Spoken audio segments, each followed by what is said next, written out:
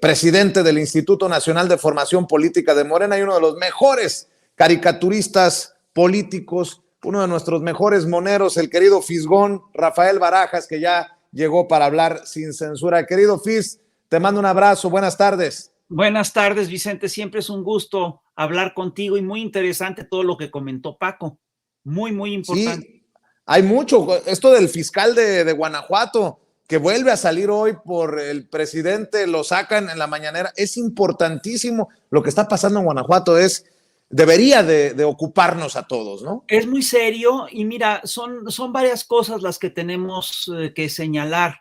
Hasta donde yo sé, el estado de Guanajuato, pues es el lugar más violento del país. El otro día yo estaba viendo las cifras y son muy impresionantes. Hay más de 3,029 homicidios dolosos en Guanajuato. Hubo más de 3,029 homicidios dolosos en Guanajuato al final, en todo lo que va del 2003. Y esto es al 16 de diciembre, es decir, estamos hablando más lo que se ha ido acumulando en estos días. Es un hecho que Guanajuato ha sido en los últimos 5 años la entidad más violenta del país. Y a ver, para que te des una idea, en 2018 hubo 3,517 personas asesinadas, en 2019 4,019, en 2020 5,000, y en 2021 bajó un poco, ya solo fueron 4,000, en 2022 4,329. Estás hablando de una de las entidades más violentas del país. Tiene que ver, por supuesto, todo esto con lo que dice Paco Cruz, de que es efectivamente un estado en el que hay pugna entre los cárteles, entre varios cárteles, y presumiblemente esta pugna se da con el apoyo o con la cobertura o bajo la mirada omisa de las autoridades locales. Por supuesto que la violencia en Guanajuato se agrava, entre otras cosas, por por el consumo de drogas. Es decir, hay una cosa que han señalado los compañeros que es rigurosamente cierta, que es que el consumo de drogas en algunas regiones, por supuesto que agrava sin lugar a dudas agrava sin lugar a dudas la violencia. Entonces imagínate esta mezcla de cárteles, huachicoleo, consumo de drogas, autoridades omisas, por decirlo menos, pues es muy grave. Ahora, ¿qué tan importante es qué tan importantes son ciertas autoridades? Es decir, por supuesto que hay autoridades que son claves en el manejo de la violencia, que son claves para el incremento o el combate a la violencia. Una de estas, entre estas autoridades están, por supuesto, pues el caso del fiscal, ¿no? Que en Guanajuato pues es el fiscal Carlos Aguirre Zamarripa, que pues ya lleva 13 años en este proceso, y también el secretario de Seguridad Pública, que es Álvar Cabeza de Vaca. Entonces, estamos hablando de dos figuras claves que no han sido removidas en décadas, en más de una década, y esto a pesar de los altos índices de violencia en Guanajuato. ¿Qué tan importante puede ser el tener una autoridad en la cima, digamos, de las autoridades que se dedican al combate a la delincuencia? ¿Qué tan importante es tener una autoridad confiable? Es importantísimo. Y voy a poner el caso de Veracruz. Veracruz, yo quiero recordarte que fue uno de los estados más violentos del país. Hoy ocupa el lugar 25, es decir, ha ido bajando la violencia en Veracruz de manera muy acelerada. ¿Cuándo fue el lugar más violento? ¿Cuándo fue el estado más violento? Fue justamente cuando sale sale Yunes y deja sembrado a un fiscal, que es el fiscal Jorge Winkler. El fiscal Jorge Winkler, cuando se queda, después de que sale Yunes, entra Cuitláhuac, el gobernador por Morena, y la violencia no solamente no baja, sino que se dispara. Y entonces empiezan a revisar cuál es el problema, empiezan a buscar cómo resolver el asunto y se encuentran con que pues, en el nudo de todo está efectivamente el fiscal. y empiezan a investigar y hacen un primer intento por sacar al fiscal y no lo logran. Y hacen un segundo intento y lo logran. Y en cuanto sale el fiscal, empieza a bajar la criminalidad en Veracruz. Y hay un dato que es muy importante y que lo dieron las autoridades locales que sustituyeron a este cuate, que es que Winkler tenía guardados más de 30,000 carpetas, más de 30,000 expedientes. En cuanto se empiezan a sacar estas carpetas, pues empiezan a seguir los casos y empieza efectivamente a bajar la criminalidad. A mí me contaron las autoridades actuales de Veracruz que efectivamente una de las cosas que habían ocurrido es que Winkler, por ejemplo, no había entregado órdenes de aprehensión, pero un montón. Dicen que eran miles de órdenes de aprehensión que no había entregado el fiscal. Entonces, imagínate lo que es eso, es decir, la gente se atreve a denunciar un delito. Se sigue el proceso por el delito, se hace el juicio por el delito, se logra el castigo por el delito y no se entrega la orden de aprehensión. ¿Te das cuenta de lo que implica esto en términos de impunidad? Entonces, estás hablando realmente de un tema que es realmente muy grave. Ahora, es muy chistoso lo que está haciendo el PRI y el PAN alrededor de todo este caso de Guanajuato, de la violencia en Guanajuato. Básicamente le adjudican la culpa de la violencia a Guanajuato a las políticas de seguridad pública de Andrés Manuel López Obrador, lo cual es pues ya un chiste, porque es claro que la violencia en Guanajuato se desata a partir de la complicidad de las autoridades con grupos del crimen organizado. Ahí es donde se dispara. Se dispara también cuando hay consumo importante local de drogas. Y es un hecho que Guanajuato se ha resistido a aceptar la cooperación, se ha resistido durante largo tiempo a aceptar la cooperación con el gobierno federal. Yo te recuerdo, una de las cosas que dice hoy López Obrador en la mañana es muy importante. Dice, es el caso de lo de Salvatierra, de la matanza de Salvatierra, eso lo está llevando la Fiscalía Local. No han pedido ayuda al gobierno federal. Entonces, no es la política de abrazos, no balazos, la que está generando la terrible violencia de Guanajuato.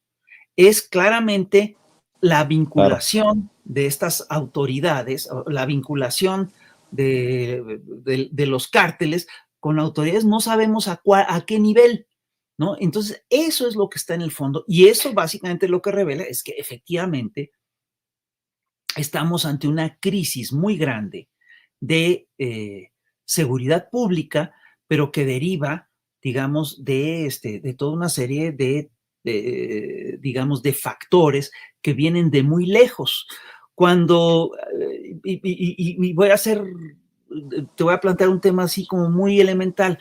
Cuando el gobierno, cuando los gobiernos neoliberales empiezan a impulsar la idea esta de que se tiene que eliminar los subsidios y que todo, y que el campo, por ejemplo, tiene que ser autosuficiente, pues lo que hacen, entre otras cosas, es que le entregan el campo pues a las fuerzas del mercado. Y te voy a decir algo, cada producto del campo pues es rentable según las condiciones de la tierra, del clima, según el ecosistema, etcétera, etcétera, etcétera. Entonces, por ejemplo, hay países que son muy rentables para ciertos productos y países que no son tan rentables para ciertos productos del campo. En Estados Unidos, por ejemplo, tú tienes un granero natural para la producción de trigo y para la producción de maíz. Tú no tienes eso en México. México puede ser competitivo en solo ciertos productos, en chiles, en papaya, etcétera, etcétera, etcétera. Entonces, pero ¿sabes qué productos siempre son rentables? En términos de pues los que son ilegales. La marihuana es rentable la amapola, ¿no? Y entonces eso te explica que en todos los países, absolutamente en todos, en los que se aplicaron estas políticas neoliberales de eliminación de subsidios al campo, creció el narcotráfico, creció el producto creció el cultivo de productos ilegales, ¿no? Entonces, eso por supuesto que tiene que ver con eso. Y yo hasta recuerdo un subprocurador agrario que a mí me llamó la atención, un señor que tiene un nombre norteamericano, un nombre anglo, pero que era mexicano, ¿no? Que le ponía como ejemplo a los agricultores mexicanos que tomaran el ejemplo de los narcotraficantes, porque ellos sí sabían hacer rentables sus cultivos. Es decir, es parte de todo un sistema que impulsó toda el crecimiento de los negocios ilegales en nuestro país. Y esto, por supuesto, que funciona claramente, es decir, se potencia cuando tú tienes autoridades que son omisas o que son ineficientes, por decirlo menos. Y este es el caso del fiscal Carlos Amarripa Aguirre, y no hay que dejarlo de lado, del secretario de Seguridad Pública de Guanajuato, Alvar Cabeza de Vaca Apendini. Ese es el ¿Cabeza de vaca de los cabeza de vaca? O, a ver, ahí sí me agarraste en curva. Pues se llama Alvar Cabeza de Vaca Apendini. Es posible, es decir, alguien me comentó, pero yo no lo he podido documentar bien, no aparece tan fácilmente en las redes, pero alguien me comentó que tenía algún parentesco con el exgobernador de Tamaulipas, pero de esto yo sí te pediría que se corroborara, ¿no? Es decir, no sé si es primo o pariente, es decir, pero habría que corroborarlo, ¿no? Pero nosotros nos encargamos. Estás hablando de un tema delicado, ¿no? Posiblemente no tenga parentesco, pero pues habría que, eso es algo que sí tenemos que revisar, ¿no? Entonces, sí es un problema muy serio. Oye, Fis, y en otros temas, qué ardidos andan con lo del Tren Maya, ¿no? Estaba viendo al presidente hoy y creo que con justa razón hace referencia, ¿no? Dice, ahí están ahora con lo del Tren Maya, enojadísimos, que no tiene clima, que van dormidos. Bueno, pues yo también cuando me subo en un tren en Estados Unidos me quedo dormido y no por eso dejo de apreciar el gran paisaje, lo emocionante que me resulta ir por la costa hacia arriba, por California. Pero bueno, estaba viendo este comunicado de Sélvame del Tren, pues no sé qué sea, conglomerado, grupo de supuestos ambientalistas que en algún momento encabezó en sus esfuerzos en redes sociales el comediante Eugenio Derbez, que dice, no estamos en contra del progreso, por el contrario, consideramos que un desarrollo sostenible en la península es una gran oportunidad de justicia social, reactivación económica y mejora de infraestructura. Eso se puede lograr con pleno respeto al medio ambiente. Y como tiene fecha del día de la inauguración, dice, hoy no se inaugura un tren, se muestra una mega obra a medias, ilegal, sin instalaciones terminadas, bueno, si esto supuraría, yo creo, tanta vitacilina que se han tenido que untar, mi querido Fis, pero bueno, ahí está el Tren Maya, le duela a quien le duela, le pese a quien le pese. A ver si no nos salen con una torre torcida, un cerro en medio del tren, de las vías, ya ves cómo le hicieron con el aeropuerto Felipe Ángeles. Dicen que el tren es militar, que no es maya. Digo, ahora sí que de veras estamos ante es decir, vamos, hay ya un grado de irracionalidad muy importante en estas observaciones. Yo vi también en redes sociales una enorme crítica alrededor del menú del Tren Maya, que estaba escrito en una tipografía fea, que era la Comic Sans Serif. Es decir, ¿de qué están hablando? ¿De veras? ¿De veras esas son las críticas que están haciendo? Ese es el nivel de crítica que se está haciendo. Es decir, yo te recuerdo que en otros sexenios las críticas se centraban alrededor de temas mucho más serios, a través de que si se estaba entregando el país a las multinacionales extranjeras, se centraban alrededor de que si se estaba rompiendo el pacto social plasmado en la Constitución del 17, se centraban alrededor de que si se estaban favoreciendo los negocios ilegales. Que ahora las críticas sean que no les gusta la tipografía del menú, a mí me parece ya de una frivolidad impresionante, ¿no? Y fíjate, el caso de los trenes, de los ferrocarriles en México, es un caso que es emblemático y que tiene que ver con nuestra historia. En México, durante en México, el crecimiento, la primera, un proceso de industrialización importante, se da justamente en el periodo del Porfiriato, cuando en tiempos de Porfirio Díaz se crece la red ferroviaria como nunca antes. Y eso permite efectivamente que se conecten muchas regiones, permiten que crezca el comercio. Esto es una señal de industrialización muy importante y los ferrocarriles fueron, sin lugar a dudas, claves para las comunicaciones de toda la nación a finales del siglo XIX y a principios del siglo XX. Todavía la Revolución Mexicana se hizo en ferrocarril. La Revolución Mexicana se hizo justamente en vías de ferrocarril y hay batallas que se libran alrededor de estrategias que tienen que ver con el ferrocarril. Yo recuerdo esta historia increíble de Francisco Villa, que estaba, creo yo, en la zona de Zacatecas y que decide tomar creo que es Chihuahua, ¿no? Y entonces decide y agarra un ferrocarril con tropas de élite y los hace irse retrocediendo, avisando que se van echando, y de repente salen los villistas y toman la ciudad en un santiago. Bueno, son estrategias, son leyendas que giran alrededor del ferrocarril mexicano. Y es un hecho que en la era neoliberal, durante la gestión de Ernesto Zedillo, se privatizaron los ferrocarriles. Se privatizaron los ferrocarriles, se decidió que los ferrocarriles de pasajeros no eran negocio, prácticamente no son negocio en ninguna parte del planeta, ¿no? Es decir, suelen ser transportes que son apoyados o subsidiados por los gobiernos, ¿no?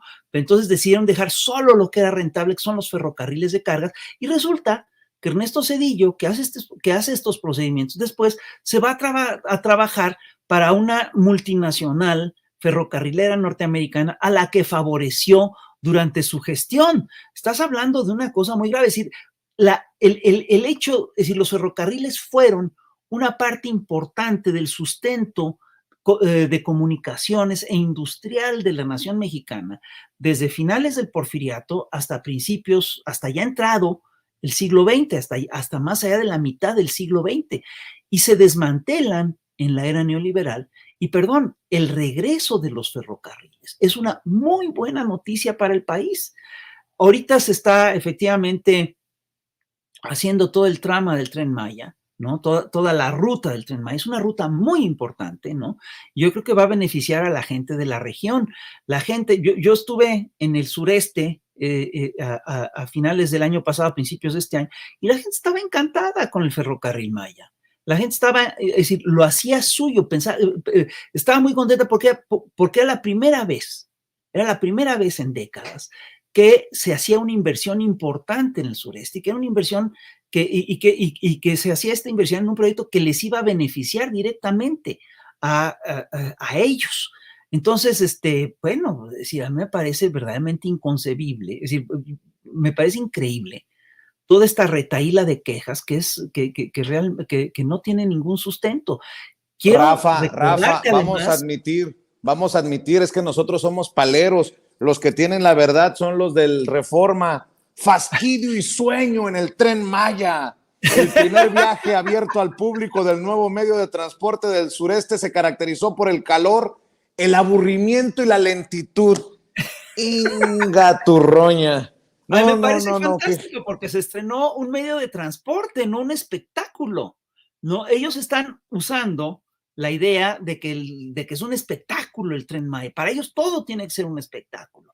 Y no, pues es un medio de transporte. La gente en los medios de transporte se duerme. La gente en los medios de transporte, pues vive, es decir, no están ahí para ver un show, están ahí para transportarse de un lugar al otro. Son críticas verdaderamente frívolas, si tú te fijas, ¿no? En la ley existe esa figura. Cuando se te pone hay demandas que se desechan por frívolas. Yo estoy convencido de que estas quejas mediáticas, estas campañas mediáticas, nosotros los ciudadanos deberíamos desecharlas por frívolas. Porque hay todas una serie de cosas que son de fondo, ¿sí? Que son mucho más importantes y de eso no se habla. Que además te pongan como prueba de que el tren es aburrido, a gente durmiéndose en un tren, me parece fantástico. Porque basta con que le cambies el encabezado para que adquiera otro sentido. La gente viajaba a gusto y el confort del Tren Maya permite que todo el mundo permite que la gente se tome su siesta en el Tren Maya. Es decir, cambia totalmente el sentido. Aquí hay claramente un manejo mediático malintencionado. Oye, Rafa, y para avanzar en este diálogo siempre sin censura, ¿por qué no hablamos del modelo neoliberal? Yo sé que es un tema que te apasiona, este agotamiento del neoliberalismo, sobre todo con casos como el de Milei. Tú incluyes a Xóchitl Gálvez, el caso de Chile y el referéndum. ¿Por qué no hablamos de esto? Claro que sí, mira, yo creo que todo modelo económico tiene su momento de establecimiento, de auge y de declive. Y el modelo neoliberal, yo estoy convencido que ya llegó a un punto de declive que no tiene retorno. Y lo vemos, es un modelo que ya se agotó. Todas las vías clásicas, todas las formas clásicas del neoliberalismo ya mostraron su ineficiencia a muchos niveles. Es un hecho que en América Latina, cuando llegó la ola progresista, cuando se establece la ola progresista, todos los países que entran a la primera oleada progresista tienen un auge económico muy importante. En cambio, los países que mantienen el modelo económico neoliberal o se estancan o registran un declive importante.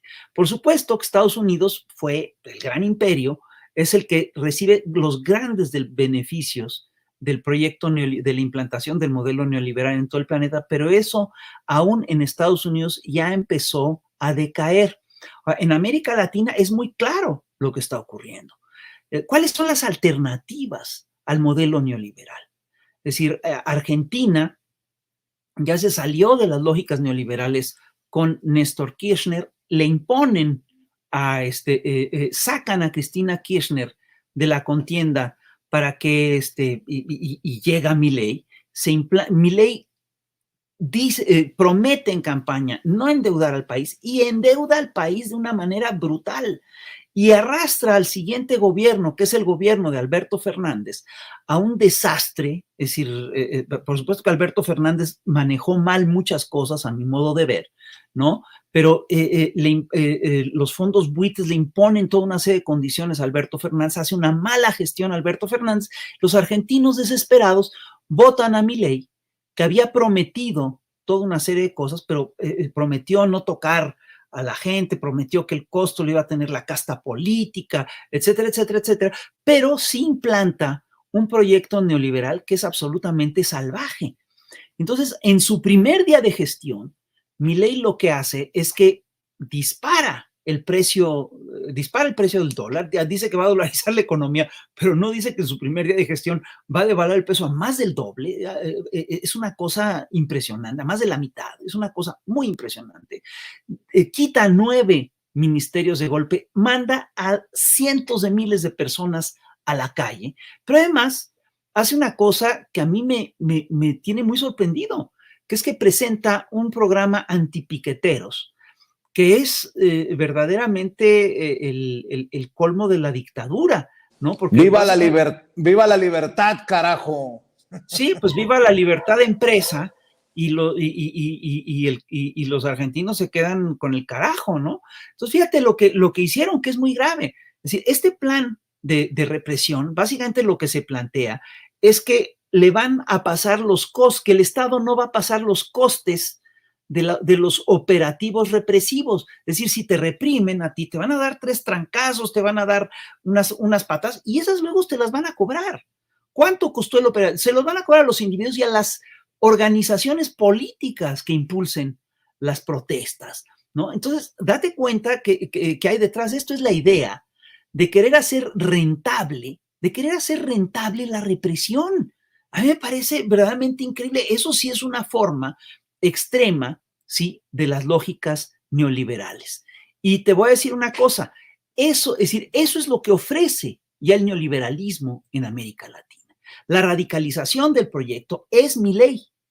Te recuerdo lo que dijo ayer. Ayer fue muy impresionante lo que ocurrió. Hubo una tragedia en Argentina, hubo vientos huracanados, se cayó una construcción, hubo 12 muertos, etc. Y llega Milei a decirles que a los damnificados que utilicen sus propios recursos para resolver el problema. Es decir, ¿el Estado para qué sirve? El Estado sirve básicamente para que la gente, es decir, sirve básicamente para administrar, ¿sí?, el absoluto libre comercio. No sirve para proteger a la gente, sirve para que todo sea rentable, sirve para implantar la rentabilidad como el valor máximo de la sociedad, a mí me parece verdaderamente una locura, me parece verdaderamente criminal. Y eso es ya lo que es el neoliberalismo en América Latina.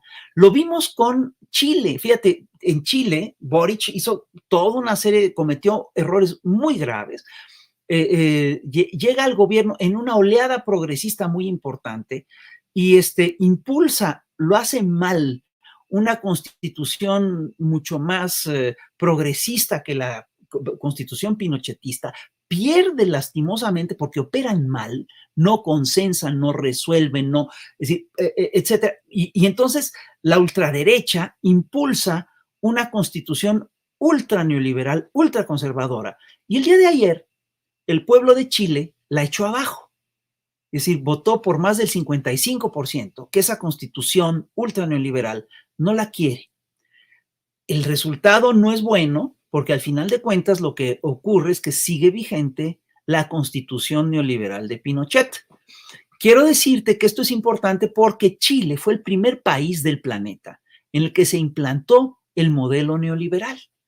Y fíjate, este modelo neoliberal viene acompañado de un montón de cosas, viene acompañado de un modelo electoral, de un sistema electoral en el cual lo que impera es el dinero. Y eso es lo que estamos viendo aquí en México. Te recuerdo que Xóchitl Gálvez festejó por lo alto el triunfo de Milei en Argentina. Xóchitl Gálvez sacó un tuit diciendo que soplan vientos nuevos en América Latina y que está feliz por el triunfo de Milei. Bueno, yo sí quisiera que Xóchitl Gálvez me dijera qué opina de estas cosas, de las cosas que está haciendo actualmente el presidente de Argentina, ¿no? Si está de acuerdo en que se utilice el Estado, al Estado, ¿sí? Para reprimir a la gente, que se utilice el Estado únicamente para proteger al gran capital, porque se subieron los precios, se congelaron los salarios, se mandó mucha gente a la calle. Es decir, Argentina va a una situación verdaderamente terrible. Nosotros lo advertimos, dijimos, esto va para mal. Se cumplió desde el primer día, estamos muy impresionados. Y Xóchitl Gálvez, ¿qué es lo que le ofrece al electorado mexicano? ¿Si está con Milei o no está con Milei? ¿Y qué es lo que está haciendo en términos de campaña, en materia de campaña? Lo que está haciendo básicamente es una campaña sucia, ¿sí? Al estilo de las campañas que se hicieron contra López Obrador en 2006 y en 2012. A López Obrador lo acusaron de ser un peligro para México y hoy están acusando a Claudia Sheinbaum desde cuentas de Guatemala, desde cuentas de fuera de México. Es decir, la están acusando básicamente de que va a destruir al país. Perdón, los que destruyeron a México fueron los señores neoliberales. El que está acabando de demoler Argentina es el ultra neoliberal de Milei. ¿Qué nos ofrecen estos señores? Nos ofrecen una copia de cosas que ya están. Xóchitl Gálvez, cuyo partido votó en contra de los programas de bienestar, ahora nos dice que nos ofrecen programas de bienestar. Ah, mira, qué interesante, porque esos programas de bienestar los tenemos a pesar de ellos. Es decir, ¿qué garantías nos dan ellos? ¿Qué garantías nos dan el PAN y el PRI de que van a sostener los programas de bienestar, los apoyos a la gente? No nos dan absolutamente ninguna. Estos señores no tienen palabra, prometen lo que sea durante la campaña y cuando ya llegan a gobierno, entran a saco y básicamente lo que hacen es apoyar a las minorías enriquecidas. Perdón, el modelo neoliberal está en una crisis global. Y fíjate, ejemplos de eso, es decir, datos de que el modelo está en una crisis importante es lo que está ocurriendo en Argentina, lo que está ocurriendo en Chile, por supuesto, y lo que está ocurriendo en Ucrania y lo que está ocurriendo en Israel. El modelo y lo que está ocurriendo, por supuesto, en Estados Unidos, donde muy probablemente vaya a ganar en la próxima elección Donald Trump. Pues estemos al pendiente, mi querido Rafa. Como siempre, es un placer escuchar tus reflexiones, tu análisis y ojalá que nos veamos muy pronto en otra oportunidad aquí en Sin Censura, querido Rafa. Yo te mando un abrazo. Sí. Igualmente. Cuídate. El maestro Rafael Barajas, el Fisgón, uno de los mejores caricaturistas Con todo respeto para Hernández, Rapé, porque no se vayan a sentir uno de los mejores caricaturistas de México y presidente del Instituto Nacional de Formación Política de Morena. Te mando un abrazo, Rafa. Claro que sí, más para allá. Cuídate, el Fisgón hablando con nosotros sin censura. Ya llegaron.